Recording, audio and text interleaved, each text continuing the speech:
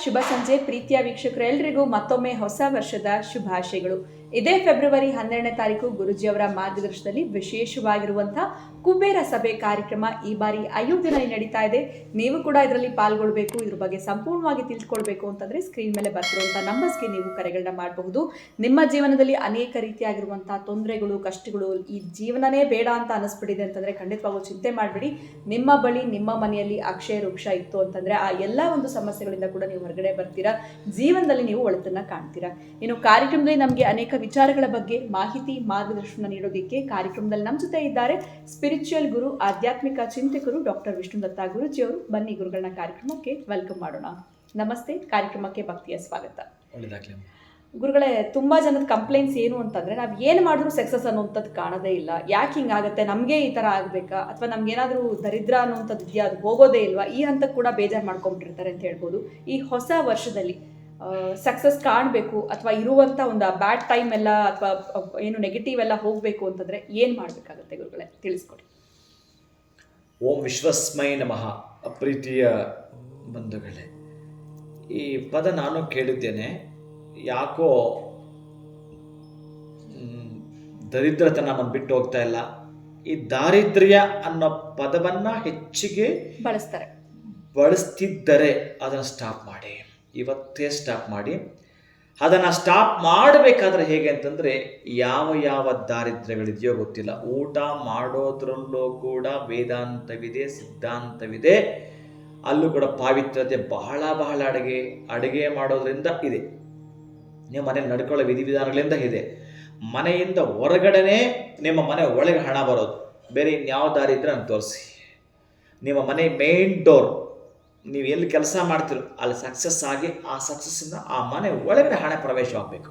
ನೀವು ಬ್ಯಾಗಲ್ಲಿ ತರ್ತೀರೋ, ಸೂಟ್ಕೇಸಲ್ಲಿ ತರ್ತೀರೋ, ಗೋಣಿ ಚೀಲದಲ್ಲಿ ತರ್ತೀರೋ, ಒಟ್ಟಾರೆ ಆ ಮನೆ ಒಳಗಡೆ ಬರಬೇಕು. ಅದು ಚೆನ್ನಾಗಿ ನೆನಪಿಟ್ಕೊಳ್ಳಿ. ಈ ದರಿದ್ರ ನಾರಾಯಣ ಅಂತ ಅವನ ಮೇಲಕ್ಕೆ ಎತ್ತೋಕೆ ಹೋಗಿ, ದರಿದ್ರ ನಾರಾಯಣನ ಮೇಲಕ್ಕೆ ಎತ್ತೋಗಿ ನಾನು ದರಿದ್ರನಾದೆ ಅಂತ ನನ್ನ ಹತ್ರ ಒಬ್ಬ ಲಾಯರ್ ಬಳಸಿದ್ರು. ಆ ಲಾಯರ್ ನನ್ನ ಹತ್ರ ಬಳಸಿದ್ರು.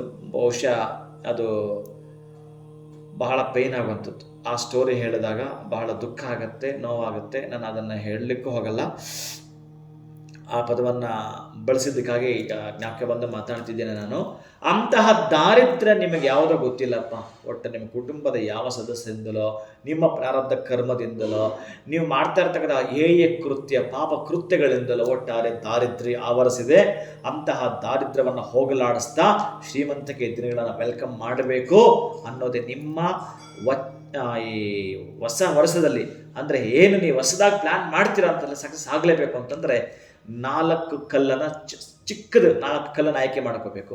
ಆ 4 ಕಲ್ಲಿನ ಮೇಲೆ ನೀವು ಯಾವುದೋ ಒಂದು ಸ್ಕೆಚ್ ಪೆನ್ ತಗೊಂಡು ನಮ್ಮ ಹುಟ್ಟು ದಾರಿದ್ರ್ಯ ತೊಲಗಬೇಕು ಅಂತ ಬರೀಬೇಕು. ಒಂದು sketch pen, blue colour sketch pen ಬಹಳ ವಿಶೇಷ. ಇದರಲ್ಲಿ ಆ ಸಣ್ಣ ಕಲ್ಲು, ಅದು ಹೇಗೆ ಕಲ್ಲು ಏನು ಗೊತ್ತಿರಬೇಕು ನಿಮಗೆ. ನೀವು ಮತ್ತು ಪ್ರಶ್ನೆ ಮಾಡೋ ಹಾಗಿಲ್ಲ. ನೀವು ನಿಮ್ಮ ಮುಷ್ಟಿಗೆ ಆಗೋಷ್ಟು ಒಂದು ಸಣ್ಣ Kallappa.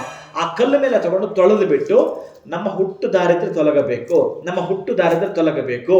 East, West, north, south, ಈಗ 4 ಕಲ್ಲನ್ನು ರೆಡಿ ಮಾಡಿಕೊಂಡು ನಿಮ್ಮ ಮನೆ ಹತ್ರನೇ ಜಾಗ ಇದ್ದರೆ ಅದನ್ನು ಇವತ್ತೇ ನಾನು ನಿಮ್ಗೆ ಹೇಳ್ತಾ ಇದ್ದೀನಲ್ಲ, ಕೇಳಿಸ್ಕೋಬೇಕು. ಆ 4 ಕಲ್ಲನ್ನು ಇನ್ನು ಸಂಜೆ ಕೇಳ್ತಾ ಎಲ್ಲಿ ಗುರುಗಳು ತರೋದು, ನಿಜವೇ ತರೋಕ್ಕಾಗಲ್ಲ. ನಾನು ಇವತ್ತು ಹೇಳ್ತಾ ಇದ್ದೀನಿ, ನೀವು ಕೇಳಿಸ್ಕೊಂಡು ಕರೆಕ್ಟಾಗಿ ನೀವು ವ್ಯವಸ್ಥೆ ಮಾಡ್ಕೊಳ್ಳೋದಕ್ಕಿರ್ತಕ್ಕಂತಹ ಮಾರ್ಗ ಇದು.